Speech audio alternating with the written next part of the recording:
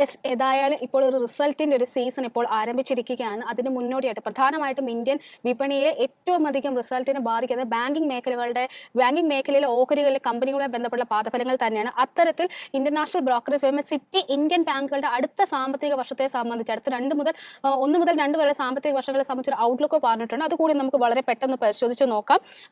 സിറ്റിയുടെ അഭിപ്രായത്തിൽ ഇന്ത്യൻ ബാങ്കുകൾ നെറ്റ് ഇൻട്രസ്റ്റ് അതായത് അട്ട പലിശ മാർജിനിൽ ഒരു ഇടിവ് അടുത്ത 2025 സാമ്പത്തിക വർഷം 2026 സാമ്പത്തിക വർഷത്തിലും ഉണ്ടാകാൻ ഇടയുണ്ടെന്നാണ് ഇപ്പോൾ സൂചിപ്പിക്കുന്നത്. അതിനോടൊപ്പം തന്നെ പ്രധാനമായിട്ട് ഈ മാർജിൻ ഹിറ്റ് സംഭവിക്കുന്നത് കൊട്ടക് ബാങ്ക്, ആക്സിസ് ബാങ്ക്, അതുപോലെ തന്നെ HDFC, federal bank, ICICI bank തുടങ്ങിയ ഓഹരികളുടെ മാർജിനിലാണ് ഏറ്റവും അധികം ഒരു ഇടിവ് രേഖപ്പെടുത്താൻ സാധ്യത ഉണ്ട് എന്നാണ് ഇപ്പോൾ സൂചിപ്പിക്കുന്നത്. അതിനോടൊപ്പം തന്നെ അൺസെക്യൂർഡ്, അതായത് നേരത്തെ റിസർവ് ബാങ്കിന്റെ ഭാഗത്തുള്ള നടപടികളുടെ ഭാഗമായിട്ട് സുരക്ഷിതമല്ലാത്ത ലോണുകളിൽ ഒരു കുറവുണ്ടാകാൻ സാധ്യതയുണ്ടെന്നും 13 മുതൽ 14% വരെ കുറവാണ് 2024 സാമ്പത്തിക വർഷം മുതൽ 2026 സാമ്പത്തിക വർഷം വരെയുള്ള കാലയളവിൽ സിറ്റി റിസർച്ച് ഇപ്പോൾ പ്രതീക്ഷിക്കുന്നത്. ഓപ്പറേഷൻ ലിവറേജും അതുപോലെ ക്രെഡിറ്റ് കോസ്റ്റും ഒക്കെ കുറയുന്നത് ROA കൂടുതലായിട്ട് മെച്ചപ്പെടുത്താൻ സാധിക്കുമെന്ന ഒരു വ്യൂ കൂടി പറഞ്ഞിട്ടുണ്ട്. ഏതായാലും അതിനോടൊപ്പം തന്നെ ഇപ്പോൾ ഇന്നോടുകൂടി ബാങ്കിംഗ് മേഖലയിലെ പാദഫലങ്ങൾ ഇപ്പോൾ പുറത്തു വന്നുകൊണ്ടിരിക്കുകയാണ്. ഏറ്റവും പ്രധാനമായിട്ട് ഇപ്പോൾ ലേറ്റസ്റ്റ് ആയിട്ട് ഫെഡറൽ ബാങ്കിന്റെ പാദഫലങ്ങൾ പുറത്തു വിട്ടിട്ടുണ്ട്. അതിന്റെ റിസൾട്ടിലേക്ക് നമുക്ക് പോകാം. അതിനു മുമ്പ് തന്നെ ഏറ്റവും അധികം ഒരുപക്ഷെ നിക്ഷേപർ ബാങ്കിംഗ് മേഖലയിൽ ഏറെ പ്രതീക്ഷയോടെ കാത്തിരിക്കുന്നത് ഹെവി വെയിറ്റ് ആയിട്ടുള്ള HDFC ബാങ്കിന്റെ പാദഫലം തന്നെയാണ്. ആ HDFC ബാങ്കിന്റെ പാദഫലങ്ങളുടെ അപ്ഡേറ്റ്സ് അല്ലെങ്കിൽ പ്രീവ്യൂ എന്തൊക്കെയാണ് ബ്രോക്കറേജുകളുടെ എക്സ്പെക്ടേഷൻ എന്ന് കൂടി വളരെ പെട്ടെന്ന് പരിശോധിച്ച് നോക്കാം. നേരത്തെ ഞാൻ സൂചിപ്പിച്ചതുപോലെ റിസൾട്ട് സീസണിലൂടെയാണ് വിപണി ഇപ്പോൾ കടന്നു പോയിക്കൊണ്ടിരിക്കുന്നത്. ഓരോ കമ്പനികളുടെയും പാദഫലങ്ങളിൽ ഓഹരിയിൽ കൃത്യമായ സ്വാധീനം ചെലുത്തും എന്നുള്ളത് നമുക്ക് കാണാൻ സാധിക്കുന്നുണ്ട്. ഉദാഹരണത്തിന് കഴിഞ്ഞ ദിവസം ഇന്നലത്തെ ട്രേഡിംഗ് സെഷനിൽ ഏകദേശം 4% ഉയർന്ന ജിയോ ഫിനിന്റെ ഓഹരികൾ ഇന്ന് ശക്തമായിട്ട് സെല്ലിംഗ് പ്രഷറാണ് കാണുന്നത്. മോശമായ പാദഫലം തന്നെയാണ് അതിന്റെ പ്രാഥമിക കാരണമായിട്ട് അനലിസ്റ്റുമാർ ചൂണ്ടിക്കാട്ടുകയും ചെയ്യുന്നത്. എന്നാൽ ഇന്നിപ്പോൾ അത്തരത്തിൽ പുറത്തു വരുന്ന പാദഫലങ്ങൾ നിക്ഷേപകർ ഏറെ പ്രതീക്ഷയോടെ കാത്തിരിക്കുന്നത് നിഫ്റ്റിയിലെ ഏറ്റവും ഹെവി വെയിറ്റ് ആയിട്ടുള്ള HDFC ബാങ്കിന്റെ പാദഫലം തന്നെയാണ്. ആദ്യം തന്നെ കമ്പനിയുടെ രണ്ടാം പാദത്തിൽ അതായത് Q2 കമ്പനിയുടെ പാദഫലം എങ്ങനെയുണ്ടായിരുന്നു വളരെ പെട്ടെന്ന് പരിശോധിച്ച് നോക്കാം. കമ്പനിയുടെ ലാഭത്തിൽ ഏകദേശം 51% വാർഷിക വളർച്ചയായിരുന്നു സെപ്റ്റംബർ പാദത്തിൽ രേഖപ്പെടുത്തിയിട്ടുണ്ടായിരുന്നത്. ലാഭമായി രേഖപ്പെടുത്തിയിരിക്കുന്ന മൂല്യം 15,976 കോടി രൂപയായിരുന്നു. അതുപോലെ തന്നെ മൊത്ത വരുമാനത്തിലേക്ക് വരികയാണെങ്കിലും ഏകദേശം 70% വാർഷിക വളർച്ച കൈവരിച്ചുകൊണ്ട് 78,406 കോടി രൂപയാണ് കമ്പനി രേഖപ്പെടുത്തിയിട്ടുണ്ടായിരുന്നത്. കമ്പനിയുടെ അറ്റ പലിശ വരുമാനത്തിലും 30% വർധനവ് രേഖപ്പെടുത്താൻ കമ്പനിക്ക് സാധിച്ചിട്ടുണ്ടായിരുന്നു. സെപ്റ്റംബർ പാദത്തിലെ അറ്റപലിശ വരുമാനമായിട്ട് കമ്പനി രേഖപ്പെടുത്തിയത് 27,385 കോടി രൂപയായിരുന്നു. എന്നാൽ കമ്പനിയെ സംബന്ധിച്ച് പ്രൊവിഷൻസിൽ കാര്യമായിട്ടൊരു ഡിക്ലൈൻ കൊണ്ടുവരാൻ, കുറവ് കൊണ്ടുവരാൻ സെപ്റ്റംബർ പാദത്തിൽ കമ്പനിക്ക് സാധിച്ചിട്ടുണ്ടായിരുന്നു. 2,904 കോടി രൂപയാണ് മേജർ പ്രൊവിഷനായിട്ട് കമ്പനി സെപ്റ്റംബർ പാദത്തിൽ രേഖപ്പെടുത്തിയിരുന്നത്. അതിനോടൊപ്പം തന്നെ ഓപ്പറേറ്റിംഗ് അഥവാ പ്രവർത്തന ലാഭത്തിലേക്ക് വരികയാണെങ്കിലും 30.5% വാർഷിക വളർച്ചയാണ് കമ്പനി രേഖപ്പെടുത്തിയിട്ടുണ്ട്. 22,694 കോടി രൂപയാണ് സെപ്റ്റംബർ പാദത്തിലെ പ്രവർത്തന ലാഭം എന്ന് പറയുന്നത്. കഴിഞ്ഞ ദിവസങ്ങളിലൊക്കെ ആയിട്ട് HDFC ബാങ്കിന്റെ ബിസിനസ് അപ്ഡേറ്റ് പുറത്തുവിട്ടിട്ടുണ്ടായിരുന്നു. അതിന്റെ അടിസ്ഥാനത്തിൽ പ്രധാനപ്പെട്ട ക്യാഷ് അതുപോലെ തന്നെ ലോൺ ഡിപ്പോസിറ്റും ഒക്കെ ബന്ധപ്പെട്ടുള്ള അവരുടെ ആ ഒരു റേറ്റ് എങ്ങനെയാണെന്നുള്ളത് പരിശോധിച്ച് നോക്കാം. ഏറ്റവും എടുത്തു പറയേണ്ടത് ക്യാഷ് അനുപാതം തന്നെയാണ്. 2023 ഡിസംബർ 31 HDFC ബാങ്കിന്റെ ക്യാഷ് ആയിട്ട് കണക്കാക്കിയിരിക്കുന്നത് ഏകദേശം 8,355 ബില്യൺ രൂപയാണ്. അത് കഴിഞ്ഞ വർഷം അതായത് 2022 ഡിസംബറിനെ അപേക്ഷിച്ച് വാർഷികാടിസ്ഥാനത്തിൽ നോക്കുമ്പോൾ ഏകദേശം 9.5% വളർച്ചയാണ് രേഖപ്പെടുത്തിയിരിക്കുന്നത്. 2022 ഡിസംബർ പാദത്തിൽ ക്യാഷ് ആയിട്ട് രേഖപ്പെടുത്തിയിരുന്ന വരുമാനം 7,630 ബില്യൺ രൂപയായിരുന്നു. അതുപോലെ തന്നെ സെപ്റ്റംബർ പാദത്തിലെ കണക്കുകൾ പരിശോധിക്കുകയാണെങ്കിലും 2.2% വളർച്ചയാണ് ക്യാഷ് അനുപാതത്തിൽ കമ്പനി രേഖപ്പെടുത്തിയിട്ടുണ്ടായത്. അതുപോലെ തന്നെ കഴിഞ്ഞ വർഷം അതായത് 2020 ഡിസംബർ 31 കണക്കനുസരിച്ച് ക്യാഷ് അനുപാതം എന്ന് പറയുന്നത് 37.7% അതിനോടൊപ്പം തന്നെ ചേർത്ത് പറയേണ്ടതാണ് ബാങ്കിന്റെ ഡിപ്പോസിറ്റ്. ബാങ്കിന്റെ ആരോഗ്യത്തെ സംബന്ധിച്ച് ഏറ്റവും പ്രധാനമായിട്ടും പറയേണ്ടുന്ന ഒരു പാരാമീറ്ററാണ് ബാങ്കിന്റെ ഡിപ്പോസിറ്റ് എന്ന് പറയുന്നത്. ഡിപ്പോസിറ്റിലേക്ക് വരുമ്പോൾ 2021 ഡിസംബർ 31 കണക്കനുസരിച്ചിട്ട് ഡിപ്പോസിറ്റ് ആയിട്ട് കമ്പനിക്ക് ലഭിച്ചിരിക്കുന്ന വരുമാനം 22,140 ബില്യൺ രൂപയായിരുന്നു. കഴിഞ്ഞ വർഷം സമാന കാലയളവിൽ 17,332 ബില്യൺ രൂപ മാത്രമായിരുന്നു. അതായത് ഏകദേശം 27.7% വാർഷിക വളർച്ചയാണ് ഡിപ്പോസിറ്റ് ഇനത്തിൽ കമ്പനിക്ക് രേഖപ്പെടുത്താൻ സാധിച്ചിട്ടുള്ളത്. അതുപോലെ തന്നെ റീറ്റെയിൽ നിക്ഷേപത്തിലേക്ക് വരികയാണെങ്കിലും 530 ബില്യൺ രൂപ വരെയാണ് വർദ്ധിച്ചിട്ടുണ്ടായിരുന്നത്. വാർഷിക അടിസ്ഥാനത്തിൽ ഈ ഒരു ഇനത്തിൽ 28.4% വളർച്ചയാണ് രേഖപ്പെടുത്താൻ HDFCക്ക് സാധിച്ചിട്ടുണ്ടായിരുന്നത്. എന്നാൽ പാദാടിസ്ഥാനത്തിലേക്ക് വരുമ്പോൾ വളരെ മ്യൂട്ടഡ് ആയിട്ടൊരു ഗ്രോത്ത് ആണ് രേഖപ്പെടുത്തിയിരിക്കുന്നത്. 2.9% വാർഷിക വളർച്ചയാണ് കൈവരിച്ചിരിക്കുന്നത്. ഹോൾസെയിൽസിലേക്ക് വരുമ്പോഴേക്കും സ്ഥിതി ഒരല്പം വ്യത്യസ്തമാണ്. വാർഷികാടിസ്ഥാനത്തിൽ 24.4% വർധന രേഖപ്പെടുത്തിയപ്പോൾ സെപ്റ്റംബർ പാദത്തെ അപേക്ഷിച്ച് ഡിസംബർ പാദത്തിൽ ഒരു കുറവ് വരാനാണ് സാധ്യത എന്നാണ് ബിസിനസ് അപ്ഡേറ്റിൽ നിന്ന് പുറത്തു വരുന്നത്. ഏകദേശം 3.4% വരെ കുറവുണ്ടാകാൻ സാധ്യതയെന്നാണ് ഇപ്പോൾ അനലിസ്റ്റുമാർ ചൂണ്ടിക്കാട്ടുന്നത്. അതിനോടൊപ്പം തന്നെ കമ്പനിയുടെ ലോണുകളുടെ, അതായത് മൊത്തം അഡ്വാൻസുകളിലേക്ക് നോക്കുകയാണെങ്കിലും ഏകദേശം ഈ ഒരു ഡിസംബർ പാദത്തിലേക്ക് വരുമ്പോൾ 24,695 ബില്യൺ രൂപയായിരുന്നു മൊത്തം അഡ്വാൻസ് ആയിട്ട് ഇപ്പോൾ കണക്കാക്കിയിരിക്കുന്നത്.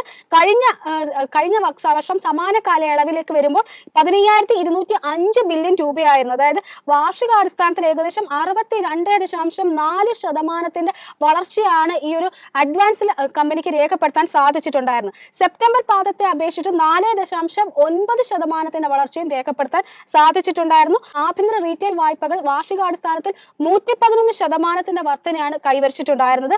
വാണിജ്യ ഗ്രാമീണ ബാങ്കിംഗ് വായ്പകളിലേക്ക് വരുമ്പോൾ 31.5% വളർച്ച കൈവരിക്കാനും സാധിച്ചിട്ടുണ്ടായിരുന്നു. കോർപ്പറേറ്റ് അതുപോലെ ഹോൾസെയിൽ വായ്പകളിലേക്ക് നോക്കുകയാണെങ്കിൽ 11% നേരിയൊരു വളർച്ച മാത്രമാണ് രേഖപ്പെടുത്താൻ കമ്പനിക്ക് സാധിച്ചിട്ടുള്ളത് എന്നാണ് ഇപ്പോൾ ബിസിനസ് അപ്ഡേറ്റിൽ നമുക്ക് മനസ്സിലാക്കാൻ സാധിക്കുന്നത്. ഇനി പ്രധാനമായിട്ടും മൂന്നാം ഭാഗത്തിലെ ബാങ്കിന്റെ പ്രകടനത്തെ സംബന്ധിച്ച് വിവിധ അനലിസ്റ്റുമാരുടെ ഒരു വിലയിരുത്തൽ എങ്ങനെയാണ് എന്ന് പരിശോധിച്ചു നോക്കാം. ജനറലായി പറയുമ്പോൾ നടപ്പ് സാമ്പത്തിക വർഷത്തിന്റെ മൂന്നാം പാദത്തിൽ ഇന്ത്യൻ ധനകാര്യ സ്ഥാപനങ്ങൾ കൂടുതൽ മാർജിൻ കംപ്രഷനും അതുപോലെ തന്നെ വെല്ലുവിളികളും നേരിടാൻ സാധ്യതയുണ്ട് എന്നാണ് മാക്വർ ക്യാപിറ്റലിലെ എക്സ്പേർട്ട് ആയിട്ടുള്ള സുരേഷ് ഗണപതി അഭിപ്രായപ്പെടുന്നത്. ഉയർന്ന പലിശ നിരക്ക് മൂലം ബാങ്കുകളുടെ ഡിപ്പോസിറ്റ് കോസ്റ്റിൽ കഴിഞ്ഞ പാദത്തിൽ വലിയ വർധനവാണ് ഉണ്ടായിരിക്കുന്നത്. സാധാരണയായി നിക്ഷേപങ്ങളുടെ ഒരു സാധാരണയായിട്ട് ഒരു ബാങ്കിന്റെ ഡിപ്പോസിറ്റ് മെജോറിറ്റി പോർഷനും എന്ന് പറയുന്നത് ഒരു വർഷം അഥവാ 12 മാസത്തെ കാലാവധി ഉള്ളത്. അതുകൊണ്ട് തന്നെ ഇത്തരത്തിൽ 12 മാസത്തെ കാലാവധി ഉള്ള ലോണുകളുടെ അല്ലെങ്കിൽ 12 മാസത്തെ കാലാവധിയുള്ള ഡിപ്പോസിറ്റുകളുടെ വർധന തീർച്ചയായിട്ടും ബാങ്കിന് വലിയൊരു തിരിച്ചടി ഉണ്ടാകാൻ, ബാങ്കിംഗ് മേഖലയ്ക്ക് വലിയൊരു തിരിച്ചടി ഉണ്ടാകാൻ സാധ്യതയുണ്ടെന്നാണ് അദ്ദേഹം അഭിപ്രായപ്പെട്ടിരിക്കുന്നത്. അതിനോടൊപ്പം തന്നെ അദ്ദേഹത്തിന്റെ അഭിപ്രായത്തിൽ മൂന്നാം പാദത്തിൽ HDFC ബാങ്കിന്റെ പെർഫോമൻസ് ഒരുപക്ഷെ ഒരു മ്യൂട്ടഡ് പെർഫോമൻസ് ആയിരിക്കും കാഴ്ചവെക്കാൻ സാധിക്കുക എന്നാണ് അദ്ദേഹം പ്രതീക്ഷിക്കുന്നത്. അദ്ദേഹത്തിന്റെ അഭിപ്രായത്തിൽ ബാങ്കിന്റെ അറ്റ പലിശ വരുമാനത്തിൽ പാദാടിസ്ഥാനത്തിൽ ഏകദേശം 6.8% വളർച്ച കൈവരിക്കാൻ സാധിക്കുമെന്നാണ് പ്രതീക്ഷിക്കുന്നത്. അറ്റ പലിശ വരുമാനമായിട്ട് രേഖപ്പെടുത്താൻ സാധിക്കുന്നത് 29,249.3 കോടി രൂപയായിരിക്കുമെന്നും അദ്ദേഹം പ്രതീക്ഷിക്കുന്നു. എന്നാൽ ലാഭത്തിലേക്ക് വരുമ്പോൾ 1% ഇടിവ് സെപ്റ്റംബർ പാദത്തെ അപേക്ഷിച്ച് ഡിസംബർ പാദത്തിൽ ഒരുപക്ഷെ 1% കുറവുണ്ടാകാൻ സാധ്യത എന്നുകൂടി അദ്ദേഹം കൂട്ടിച്ചേർക്കുന്നുണ്ട്. 15,815.8 കോടി രൂപയായിരിക്കും ഈ ഒരു പാദത്തിൽ അറ്റ ലാഭമായിട്ട് കമ്പനി രേഖപ്പെടുത്തുക എന്നാണ് പറയുന്നത്. ഇനി വിവിധ ബ്രോക്കറേജുകളുടെ അഭിപ്രായത്തിലേക്ക് വരുമ്പോൾ സ്റ്റോക്ക് പോസ്റ്റിലെ വിദഗ്ധരുടെ അഭിപ്രായത്തിൽ ബാങ്ക് എല്ലാ മേഖലകളും പ്രത്യേകിച്ചും എല്ലാ പാരാമീറ്റേഴ്സിലും മികച്ച പ്രകടനം കാഴ്ചവെക്കുമെന്നാണ് പ്രതീക്ഷിക്കുന്നത്. ബ്രാഞ്ചസിന്റെ എണ്ണം വർദ്ധിച്ചതും അതുപോലെ ഫെസ്റ്റീവ് സീസണിലെ സെയിൽസ് ടീമിൽ നിന്നുള്ള ഫലപ്രദമായിട്ടുള്ള അവരുടെ ഒരു എക്സിക്യൂഷനും കാരണം ബാങ്കിന് ശക്തമായിട്ടൊരു ബിസിനസ് വളർച്ച ഉണ്ടാകുമെന്നാണ് സ്റ്റോക്ക് പോസ്റ്റ് പ്രതീക്ഷിക്കുന്നത്. ആകർഷകമായ പലിശ നിരക്കുകളും ടേം ഡിപ്പോസിറ്റുകളുടെ വർദ്ധിപ്പിച്ച മൊബിലൈസേഷനും കാരണം നിക്ഷേപങ്ങളിൽ 2024 സാമ്പത്തിക വർഷത്തിൽ ആരോഗ്യകരമായ ഒരു വളർച്ചയ്ക്ക് സാക്ഷ്യം വഹിക്കാൻ സാധ്യതയുണ്ട് എന്നുകൂടി അവർ കൂട്ടിച്ചേർക്കുന്നുണ്ട്. എന്നിരുന്നാലും ടേം ഡിപ്പോസിറ്റുകളിൽ വർദ്ധിച്ച ട്രാക്ഷൻ കാരണം ക്യാസ അനുപാതത്തിൽ നേരിയ ഒരു സമ്മർദ്ദത്തിന് ഉണ്ടാകാൻ സാധ്യത ഉണ്ടെന്ന് കൂടി അവരൊരു കോഷൻ പറയുന്നുണ്ട്.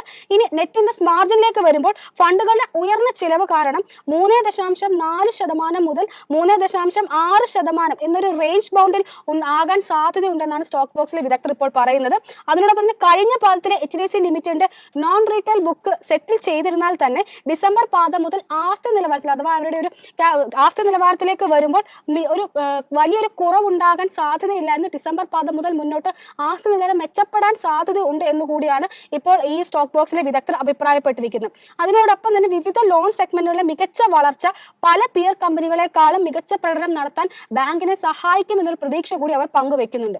മോത്തിലാൽ ഓസ്വാൾ അഭിപ്രായത്തിലേക്ക് നോക്കുമ്പോൾ ബിസിനസ് ട്രാക്ഷൻ ആരോഗ്യകരമായി തുടരുമെന്നും ഒപ്പം സെപ്റ്റംബർ പാദത്തിലെ ഏറ്റവും താഴ്ന്ന നിലയിൽ നിന്നുള്ള മാർജിനുകൾ നേരിയ പുരോഗതി കൈവരിക്കാൻ സാധിക്കുമെന്നൊരു പ്രതീക്ഷയാണ് മോത്തിലാൽ ഓസ്വാൾ പങ്കുവയ്ക്കുന്നത്. ഈ കൊട്ടക് ഇക്വിറ്റീസിന്റെ അഭിപ്രായത്തിൽ പല വേരിയബിളുകളും ഡിസംബർ പാദത്തിന് ശേഷം സ്റ്റേബിളായി തുടരുമെന്ന് തന്നെയാണ് അവരും പ്രതീക്ഷിക്കുന്നത്. നേരത്തെ സ്റ്റോക്ക് പോസ്റ്റ് പറഞ്ഞതുപോലെ തന്നെ ഫൈനാൻഷ്യൽ പാരാമീറ്റേഴ്സിൽ പലതിലും മെച്ചപ്പെടാൻ ഡിസംബർ പാദം മുതൽ മെച്ചപ്പെടാൻ സാധ്യത ഉണ്ട് എന്ന് തന്നെ കൊട്ടക് സെക്യൂരിറ്റീസും അഭിപ്രായപ്പെടുന്നത്. അതിനോടൊപ്പം തന്നെ മൊത്ത നിഷ്ക്രിയാസ്തി അനുപാതം സ്റ്റേബിളായി തുടരാൻ സാധ്യത ഉണ്ട് എന്ന് കൂടി അവർ കൂട്ടിച്ചേർക്കുന്നു. കഴിഞ്ഞ വർഷം അവരുടെ ഒരു പ്രധാന ഫോക്കസ് ആയിട്ട് പറയുന്നത് നിമ്മിന്റെ അതായത് നെറ്റ് ഇൻട്രസ്റ്റ് മാർജിനിലെ പുരോഗതിയും അതുപോലെ പ്രയോറിറ്റി സെക്ടർ ലെൻഡിങ്ങിലെ ഇമ്പാക്റ്റുമായിരിക്കും നിയർ ടൈമിൽ പ്രധാനമായിട്ടും കൊട്ടക് സെക്യൂരിറ്റീസ് HDFC ബാങ്കിന്റെ പാദഫലങ്ങൾ ഏറ്റവും അധികം വാച്ച് ചെയ്യുക എന്നാണ് അഭിപ്രായപ്പെട്ടിരിക്കുന്നത്. ഏതായാലും 2023 ജൂലൈയിൽ ഒരു വലിയൊരു മെഗാ ലയനത്തിന് ശേഷം വിപണിയിലേക്ക് എത്തിയ അല്ലെങ്കിൽ ഒരു HDFC ലിമിറ്റഡ് ആയിട്ട് വിപണിയിൽ എത്തിയ ബാങ്കിന് ആ ഒരു ജൂലൈക്ക് ശേഷം ഓഹരിയിലേക്ക് നോക്കിയാൽ ആ ഒരു ജൂലൈക്ക് ശേഷം വലിയൊരു മുന്നേറ്റം നടത്താൻ സാധിച്ചിട്ടുണ്ടായിരുന്നില്ല എന്ന് തന്നെ പറയേണ്ടിയിരിക്കുന്നു. പ്രത്യേകിച്ച് അവരുടെ പിയേഴ്സുമായിട്ട് കമ്പയർ ചെയ്യുമ്പോൾ HDFC ബാങ്ക് നിലവിലൊരു അണ്ടർ പെർഫോമർ ആയിട്ടാണ് തുടരുന്നത്. എന്നിരുന്നാൽ പോലും ബാങ്കിന്റെ സ്ട്രോങ് ആയിട്ടുള്ള ഫണ്ടമെന്റിനും വലിയൊരു വിപണി മൂലധനവും കണക്കിലെടുക്കുമ്പോൾ ലോങ് ടേമിലേക്ക് ഈ ഒരു ഓഹരി ഒരിക്കലും നിക്ഷേപകരെ നിരാശപ്പെടുത്തില്ല എന്ന് തന്നെയാണ് അനലിസ്റ്റുമാർ സൂചിപ്പിക്കുന്നത്. ഏതായാലും HDFC ബാങ്കിന്റെ ടെക്നിക്കൽ സൈഡിലേക്ക് കൂടി ഒന്ന് പോയി നോക്കാം. യെസ്, ഇപ്പം HDFC ബാങ്ക് നോക്കുകയാണെങ്കിൽ 1681.75 എന്ന ലെവലിൽ വ്യാപാരം നടത്തിക്കൊണ്ടിരിക്കുന്നു. ഒരു 9 പോയിന്റ് നേട്ടം നമുക്ക് ഇപ്പോൾ കാണാൻ സാധിക്കുന്നുണ്ട്. കറക്റ്റ് പറഞ്ഞാൽ 4.9% ഒരു നേട്ടം നമുക്ക് HDFC ബാങ്കിൽ ഇപ്പോൾ കാണാൻ സാധിക്കുന്നുണ്ട്. അപ്പോൾ നമുക്കൊരു 1 ഡേ ടൈം ഫ്രെയിമിൽ ചാർട്ട് പരിശോധിക്കുകയാണെങ്കിൽ നമുക്ക് അടുത്തൊരു റെസിസ്റ്റൻസ് ലെവൽ നമുക്ക് ആയിട്ട് വാച്ച് ചെയ്യാൻ പറ്റുന്ന ലെവൽ 1699 എന്ന് പറയുന്നൊരു ലെവലാണ്. ആ ലെവൽ ബ്രേക്ക് ചെയ്തിട്ടുണ്ടെങ്കിൽ നമുക്ക് അടുത്തായിട്ട് 1722 എന്ന് പറഞ്ഞ ലെവൽ അടുത്ത റെസിസ്റ്റൻസ് എടുക്കാം. പിന്നെ വരുന്നൊരു ഓൾ ടൈം ഹൈയിലാണ് നമുക്ക് നല്ലൊരു റെസിസ്റ്റൻസ് നമുക്ക് ലോങ് എൻട്രിൽ കാണാൻ സാധിക്കുന്നത്.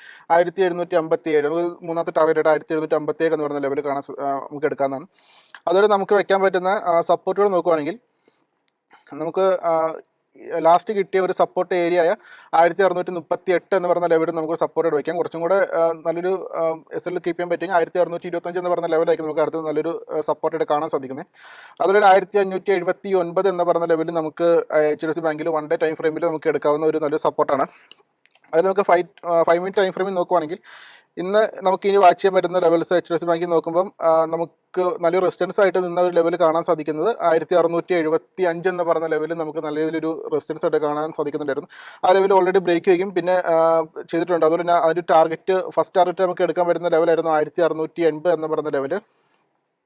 ആ ടാർഗറ്റ് ഓൾറെഡി ഹിറ്റ് ചെയ്തിട്ടുണ്ട്. നമുക്ക് ഇനി അടുത്തൊരു സെക്കൻഡ് റെസിസ്റ്റൻസ് ആയിട്ട് അല്ലെങ്കിൽ ടാർഗറ്റായിട്ട് നമുക്ക് എടുക്കാൻ പറ്റുന്ന ലെവലാണ് 1688 എന്ന് പറഞ്ഞ ലെവലിൽ നമുക്ക് വാച്ച് ചെയ്യുന്നതാണ്.